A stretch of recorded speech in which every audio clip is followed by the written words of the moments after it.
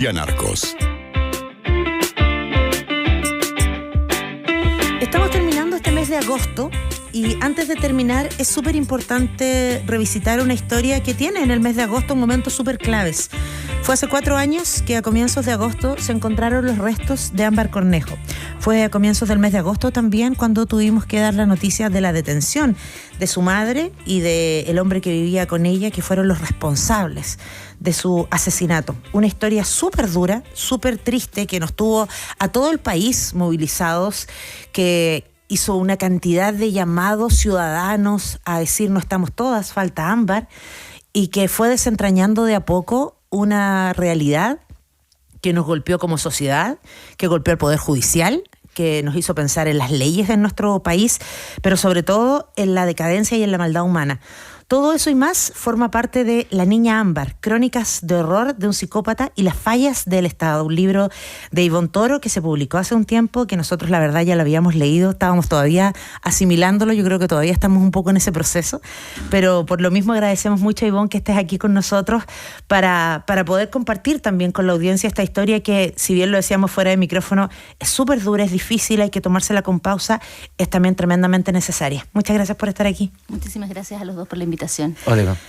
Ivonne, nos costó a nosotros leerla, nos imaginamos lo que te costó a ti, además siendo mamá de una niña, bueno, ya joven, haber entrado en las profundidades de lo que significó este caso. Fue súper difícil de reportear, lo comentábamos, he tenido comentarios de muchos lectores, gente que me ha escrito personalmente, gente que ha escrito en Busca Libre comentarios bien bonitos y bien fuertes. Y es una historia súper difícil. La semana pasada tuvimos la presentación en la UDP y al final de la presentación se me acercó una chica y me dijo que ella sabía lo que había sentido Ámbar porque ella había sido abusada por su padrastro durante 4 años y su mamá había decidido no creerle. Entonces sí es una historia necesaria. Y me habló sobre eso, sobre la necesidad de visibilización de este tipo de historia, la necesidad de denuncia, la necesidad de las niñas de decir me está pasando esto, de los adultos de escucharlas y de la justicia de actuar conforme a eso. Y acá lo que vimos en el caso de Ámbar es que ella pidió protección muchas veces, en reiteradas oportunidades, y aunque fue esa alerta tomada, nunca se le dio la protección que ella necesitaba y tuvimos este final que es súper triste. Entonces es difícil de leer, es una historia súper compleja, es doloroso para los lectores y es doloroso para todas las chicas. Creo que yo han pasado por algo similar, pero también creo que es necesario hablarlo. Y en estas capas, ¿no? Aristas que tiene la historia que narra y la manera además como la narra, uno puede enfocarse, y todo es muy relevante, ¿no? En este asesino macabro que además se descubre que es un asesino en serie, ¿no? Lo descubres tú, das la información incluso como corresponde, se encuentran los cadáveres, que es una cosa muy macabra. Y este sentido de orfandad que uno siente cuando lee el texto respecto a Ámbar, es un poco brutal lo que voy a decir, pero me da la sensación de que Ámbar nunca fue feliz, ¿no? Y ahí hay una historia de la que hay que hacerse cargo como su círculo cercano, pero también como sociedad y como Estado respecto a eso, porque ella sí pide ayuda. Hay gente que pide ayuda también. Ella menciona, lo dice, lo expone, sabe lo que le va a pasar. Es muy brutal. Es brutal que ella sea tan fuerte y tan valiente de decir desde tan pequeña lo que está sucediendo. Siendo amenazada, la primera vez que Ámbar denuncia abuso sexual por parte de un padrastro, ella estaba siendo amenazada en su integridad, estaba sufriendo una vulneración a su integridad, pero a ella la amenaza que más la conmueve, que más la paraliza para evitar, es que le podían hacer algo a su mamá y a su hermano. O sea, una chica que no solo es valiente, sino que además es generosa y que trata de cuidar al resto. Y tú dices muy bien que ella sabe que no es amada, lo dice en un texto a una amiga, no le importa a nadie. No le importa a nadie. No le importa al Estado, no nos importa a nosotros como sociedad. Son niños que son invisibles, son esas personas, esas historias que cuando decimos que nos preocupa mucho la infancia, nos preocupa cierta infancia, porque niños como Ámbar siguen en hogares, siguen sufriendo y no se les brinda los recursos que se necesitan para darle la atención que ellos merecen y que ellos necesitan. Y esa es una historia bien de fondo, y a mí me pasaba, y lo comentábamos fuera del micrófono, que a ti te había impactado muchísimo lo de Denise. Para mí la conversación con Denise fue precisamente la más dura, la más difícil, la más compleja de mantener cierta objetividad o cierta distancia. Con Denise yo me quebré, yo a Denise le levanté la voz porque en el fondo uno dice, ¿qué me pasaría a mí en un momento de tragedia, de mi muerte? ¿En qué pensaría en la gente que me ha amado? En la gente que me ha protegido, en la gente que me ha querido, en los momentos en que fui feliz. Y saber que uno tiene eso es también un refugio. Y al hablar con Denise yo sentí eso, que Ámbar nunca tuvo ese refugio y que en ese último minuto estuvo tan sola como siempre. Y nos permite también el relato borrar una serie de prejuicios que tenemos respecto a estos niños y niñas y sus familias, porque en el caso de Denise, que lo decíamos, lo más difícil es cuando la mamá asume que ella sabía lo que le iba a pasar a su hija y fue parte finalmente de manera decidida de todo el destino de Ámbar. Ella tenía el apoyo de sus padres, y incluso lo cuenta, ¿no? Ella llegó a estudiar, a tener el inicio de una carrera, ¿no? Ella era hija única, era bien cuidada, tenía cariño. Sin embargo, ella tomó decisiones a lo largo de su vida que tal vez no fueron las mejores, se fue rodeando de gente que tal vez no fue la mejor, y cuando ella fue madre, no tuvo ese mismo vínculo con sus hijos, ¿no? Llegó a abusar de ambos, recordémoslo, de Ámbar y también de su hijo. Y cuando Ámbar, uno escuchaba comentarios cuando estaba siendo buscada que personas decían con mucha poca empatía, por decirlo menos, pero esta niña es drogadicta, pero esta niña anda en fiesta, seguramente anda por ahí. Y uno dice, esta niñita desde los 3 años tiene alerta de institucionalización porque lo necesita, porque tú lo mencionabas, ha sido abusada en múltiples ocasiones durante esos 16 años. Dice, fuimos nosotros los que le fallamos. O sea, ¿cómo no entender que esta niña accedió a las drogas muy chica, o a lo mejor quería evadirse desde muy chica? Sí, ella tuvo un periodo, sobre todo en primero medio, segundo medio, en que hubo consumo de marihuana, que fue denunciado por el colegio. Ella tenía un lenguaje que era muy vulgar y muy agresivo.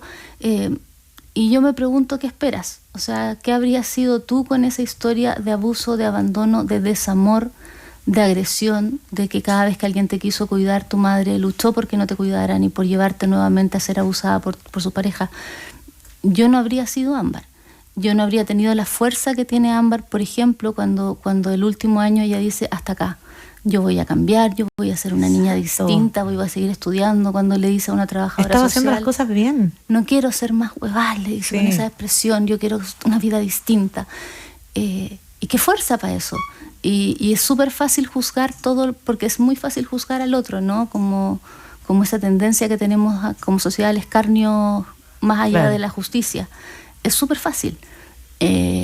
Y efectivamente había comentarios respecto de que ella estaba bailando, que ella estaba tomando, que ella estaba drogada. ¿Y qué? ¿Deja de ser víctima por eso? Lo justifica. O sea, con las pocas herramientas que tenía en ese último año de vida, ella decidió vivir en la casa de este hombre, que después también fue tomado detenido por tener pornografía y por ser abusador, que abusaba de ella, pero ella prefería pagar, entre comillas, ese precio para poder ir al colegio, para poder tener un techo, para poder tener el cariño de esta otra mujer que sí lo cuidaba junto con su hija y tratar de salir adelante. O sea, imagínate lo que debe haber significado eso para una niña. Exacto. En definitiva, ella aprende a vivir de una manera y normaliza ciertas conductas.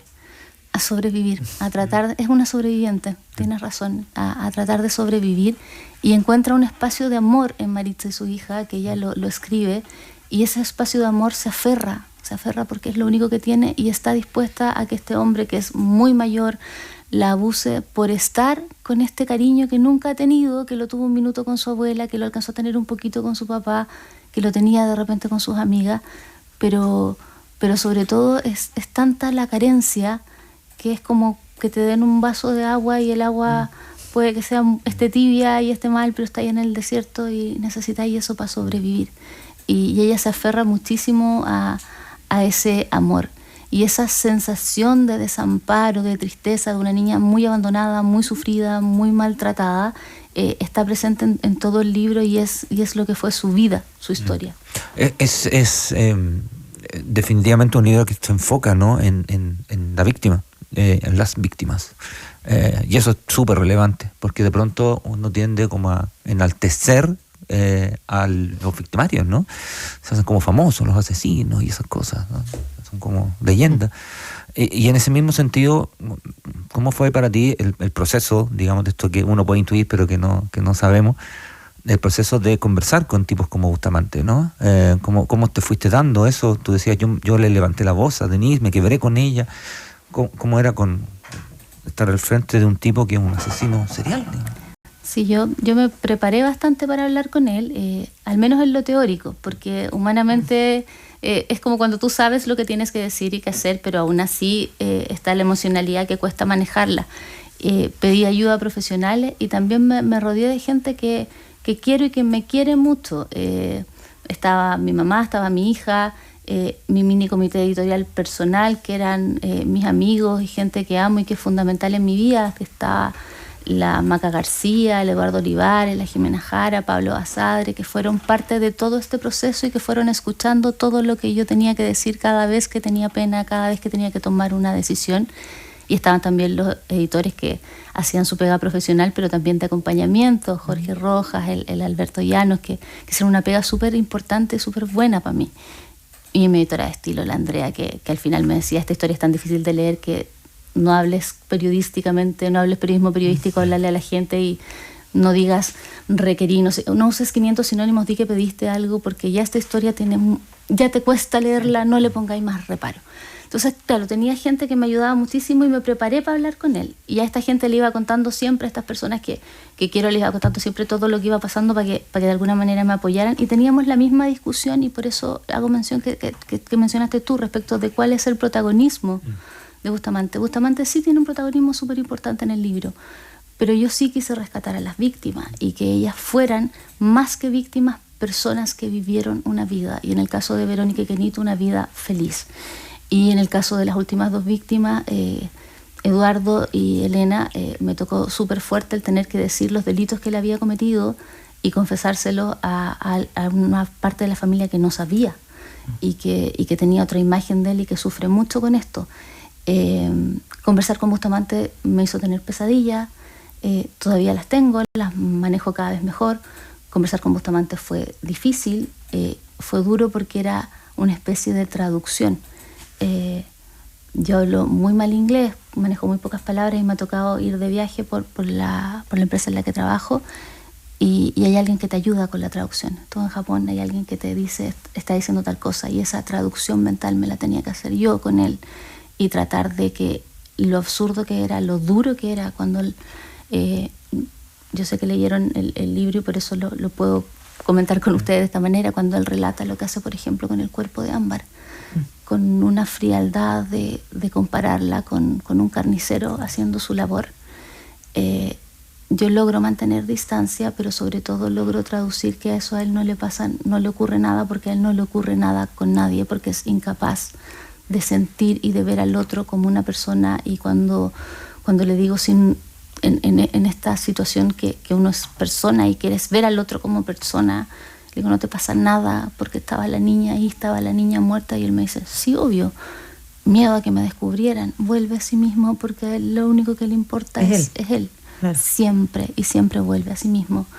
Es súper duro enfrentar a alguien así, y yo soy adulta y estaba protegida y estaba en un lugar que era seguro para mí y estaba la mayoría del tiempo acompañada por una persona que ahora es mi amiga, ya, la Andrea Castillo. Sí. Yo no estaba sola, estaba con gente que cuando entraba y cuando salía me quería y me protegía y me cuidaba. Y Ámbar estaba sola. Ámbar estaba sola frente a este hombre y frente a una madre que era igual a este hombre. Y eso sí que es terrible. Onda, eso es lo que a mí más me quebraba, salir de ahí y decir, esto fue lo que ella vivió. Y los enfrentó, además, que es increíble pensar en eso, porque efectivamente este hombre es un psicópata narcisista, claramente por donde uno lo ve, por la frialdad, el detalle con el que cuenta todas estas cosas. Me imagino que además afecta el el desenlace de tu libro, porque tú de alguna manera te planteas contar esta historia, pero entre medio surge la historia que él decide contarte como un regalo, como él mismo te lo manifiesta y tú lo cuentas, que supongo determina otro final para un libro que tú tenías planificado, ¿no? Porque a través de esta investigación, hay que decir que Ivonne Tora, la autora de La Niña Ámbar, y que lo vimos también a través de las noticias, porque finalmente te viste obligada a hacerlo, porque era la responsabilidad que te competía además hacerlo, tuviste que comentar que él te cuenta, hay otras 2 víctimas que nunca fueran encontradas y que yo también maté, y finalmente se da con esos cadáveres, y como tú dices, tú tuviste también que decirle a sus familias, oye, en realidad estas 2 personas que ustedes nunca más supieron de ellos, esta madre y este hijo, fueron asesinadas por este hombre, ¿no? Sí, fue duro eso también, ese proceso de... y ahí yo también dudé respecto de cuánto me importaba el periodismo y cuánto me importaban estas familias en realidad. Y en realidad ni siquiera dudé, yo tomé en algún minuto la decisión y le di la oferta a Bustamante y le dije, si tú me dices dónde están los cuerpos, yo no publico esto, y lo iba a cumplir. Y no fue una decisión que ni siquiera conversé con los editores, fue una decisión que tomé y dije, si me dices dónde están los cuerpos, porque yo no me imagino en mi vida la angustia. Este es un país donde hay tanta gente desaparecida por la dictadura. Ese dolor que se lleva siempre, ese vacío que se lleva siempre. Y si no podía obtener verdad, porque él después se arrepintió y no quería decirme la verdad completa de lo que había pasado, tampoco iba a obtener tanta justicia, pero al menos yo decía que entierren a sus muertos, que puedan saber dónde están y que los entierren. Y le hago esta oferta a Bustamante que él no acepta, y es en ese minuto cuando yo digo, ok, entonces la historia va a ser otra. Voy a tener que hacer el camino más largo, que tal vez no llegue a nada, pero esto va a tener que salir para lo final, que es el cierre de este ciclo, que todavía no se da porque ha sido súper difícil la extracción de ADN desde los restos, estaban en muy mal estado, y voy a tener que seguir tratando de investigar una investigación que era súper difícil, que estaba en papel análogo, que ni siquiera estaba, los datos penales de Eduardo que indicaban que ellos 2 habían conocido no existían, estaban borrados del sistema porque él había borrado sus antecedentes penales. Era súper difícil. Porque además yo trabajo, o sea, soy una persona, yo no me dedico a esto, yo tengo una pega, tengo una vida, tengo una hija, tengo gente que quiero, que dejé de lado mucho tiempo, y entonces fue súper complejo, y encontrar esta historia merecía un cierre, los editores me lo dijeron, yo también lo entendí así, ese cierre implicaba que iba a tener que volver a hablar con él, y eso para mí era súper difícil, ya lo asumí, y lo hice. Y fui cumpliendo con el deber, tampoco fue una cosa como heroica, así como fui cumpliendo con tú estás en esto, te metiste en esto, hiciste una pregunta, te dieron una respuesta, estás ahí metido y ya inquietaste a una familia y tenés que seguir con esto porque es lo que hay que hacer nomás, es como cumplir la pega. Y sí, se arma toda esta historia, se da este cierre y tengo que cambiar el final del libro, y tengo que cambiarlo y tengo que incluir todo esto, y al final lo que también me pasaba es que yo no quería aceptar el tenor del regalo que él me había dado, y en eso sentí que sí me venció, porque fue lo que él dijo. Él dijo, esto va a ser muy bueno para su libro. Y yo no quería eso, y tú decís, claro, es un manipulador, es un narcisista, es un psicópata. Una manipulación contigo. Sí, y sabe lo que puede pasar. Y claro, y finalmente él adquiere la fama y la preponderancia que quiere, porque además es un asesinato que es anterior al de Verónica y Kenito. Sí, entonces tú te das cuenta y inevitablemente te preguntas, ¿hay más? Yo no lo sé, Sandra. Yo podría creer que sí, por el perfil que él tiene, pero no tengo ningún antecedente al respecto. Y tal vez él empiece a contar en algún minuto todo, o a lo mejor eso es todo, no lo sé. Sí coincido con lo que ustedes dicen, que para él esto era tener fama, ¿no? Y ahí hay un ego que se alimenta de alguna manera. Y hablar con alguien así es complejo. Él dentro de todo también tiene códigos, tú, que no son los míos, pero sí los tiene, de proteger a Denis, de proteger a su hermana. Hay ciertas contradicciones. Y yo siempre traté de verlo a él como a una persona.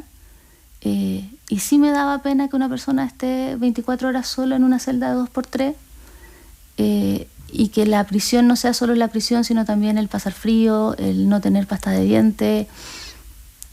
Y claro, es un psicópata, pero yo creo que como sociedad el querer eso para alguien, o cuando alguien, lo conversaba hoy día, cuando alguien entra a una cárcel y dicen ojalá lo violen, no sé, esa clase de revancha no es justicia, ¿no? Entonces yo creo que él esté preso toda la vida.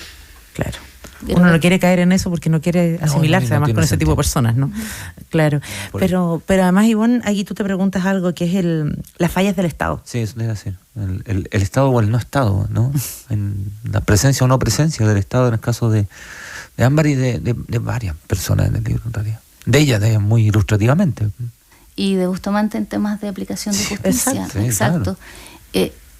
Aquí hay un asunto que es bien importante, que es, hay mucha gente en el Estado que hace su trabajo y lo hace bien. Yo cuando hablo con la trabajadora social que está en el último programa, Uberlinda, no veo una mujer con desidia por su trabajo, para nada. Veo una mujer que se esfuerza, que recorre las calles de Villa Alemana en micro, pero que tiene 25 casos a su cargo, cuando debería tener máximo 10. Y del caso de la complejidad de Ámbar, ni siquiera 10, debería tener 5 casos para poder intervenir como deben intervenir. Entonces, ¿dónde están los recursos? Porque nosotros sabemos desde hace mucho tiempo, hay un informe de la jueza Geldred que ya tiene más de 10 años, que te dice que había en los centros de menores una vulneración sistemática de los derechos humanos. Y en el año en que Ámbar es la última vez intervenía por el Estado, que es el mismo 2019-2020, sí. O sea, estaba en un programa, que estén estos mismos problemas de recursos es una denegación de justicia hacia ella, es una denegación de protección. Es decir, llegó una denuncia, voy a llenar la fichita, voy a hacer como que está atendida, le voy a poner un equipo que sé que no alcanza porque no puede abordar este caso, y entonces voy a cumplir con todos los criterios, voy a recibir los recursos, pero esta persona no va a recibir la protección que necesita. Hay una falla de la justicia en los tribunales de familia que toman definiciones sobre una niña, definiciones tan importantes como con quién se queda, con quién vive, quitarle la custodia a la abuela, devolvérsela a Denise para que sea abusada inmediatamente. Ámbar vuelve con Denise y empieza a ser abusada por la pareja de Denise de forma inmediata. Y ese sistema de justicia falla sin tener todos los antecedentes, sin tener todo el tiempo para revisar, sin la conciencia sobre el estado de ese niño. Se le nombra un abogado ad litem que no hace ninguna diligencia cuando lo único que tiene que hacer es proteger al menor, pero existe, entonces sí. Ya se cumplió. Entonces, como Estado, yo creo que en el sistema político, legislativo, ¿qué está pasando? ¿Por qué estamos dejando que esto suceda? ¿Por qué no estamos poniendo los recursos que son indispensables para esto? ¿Es indispensable la infancia? ¿De verdad nos importa? ¿Nos importan estos niños? ¿Cuánto nos importan? Porque que te importan son también lucas. Son recursos, son capacitación, son crear políticas de Estado respecto de ello. Entonces, en las palabras lo aguantan muchísimo, pero si ponemos en silencio las palabras, ¿qué vemos? ¿Ha cambiado algo este país respecto del informe Geldred? Yo creo que no. Mi hija trabaja en un hogar de menores en su tiempo libre, que es poco. Y yo no veo, por lo que ella me cuenta, que hayan tantas modificaciones. Hay buenas intenciones. Hay mucha gente con muchas buenas intenciones, pero no hay un trabajo orgánico al respecto. Y respecto de la falla de justicia con Ámbar, que es estructural, también tienes un problema estructural respecto de Bustamante. O sea, en el año 96, esta denuncia, que es una denuncia de desaparición de 2 personas, se cierra con una declaración absurda. Son 2 personas que son 2 personas pobres, entonces no van a hacer mucho ruido, ¿no? Es fácil cerrar una causa así. No se revisan los antecedentes de Bustamante, que ya se decía que era un psicópata. Si tú fueras un investigador malo, ni siquiera un investigador bueno, y tienes un caso de una desaparición de 2 personas, donde la última persona que los vio, revisas el antecedente para atrás, la ficha clínica, y eso dice que es un psicópata, un antisocial, un desalmado, yo creo que te habrías tomado un poquito el trabajo de hacer una mejor investigación, y Bustamante debería haber estado preso por esos 2 homicidios. Exacto. Y no debería haber conocido a Verónica y Kenito, y cuando ya está preso por Verónica y Kenito, no puede salir a los 11 años teniendo una pena de 27. Y haberle dicho a todo el país en mea culpa que sí volvería a matar, además. Además, o sea, tenías todos los antecedentes. Todo era visible. Todo era visible. Bueno, por eso es necesario leer este libro, conocer esta historia más en profundidad, con calma, reflexionarla, conversarla, ojalá también con los niños, con la familia, me parece que eso es fundamental, y ojalá las autoridades también, porque hoy día tenemos un sistema que se llama Mejor Niñez, una institucionalidad que ojalá en esta ocasión no se quede en el eslogan, pues y haga caso al título que tiene y trabaje para aquello, porque los niños lo merecen y lo necesitan más que nunca.